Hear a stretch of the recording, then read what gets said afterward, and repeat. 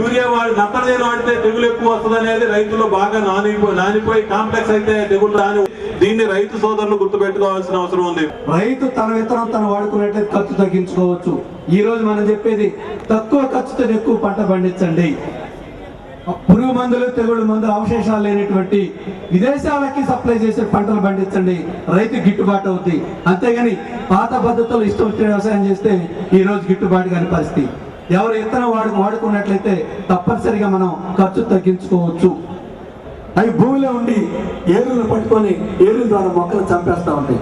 చాలా మంది రైతులు తెలియక పైన మందులు పడతా ఉంటారు. ఎంత వేస్ట్ చూడండి, ఎంత మనకి వృధా అయిపోతుందో. Mahtashi Magan is #1 in the world. Thank you everybody for coming here from all over the south of India to participate in this important event of Mahtashi Magan India.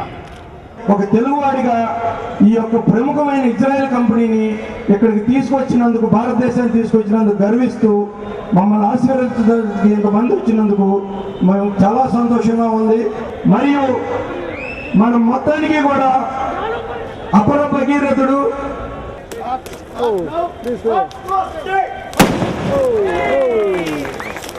Vijay. Thank you very much. Thank you.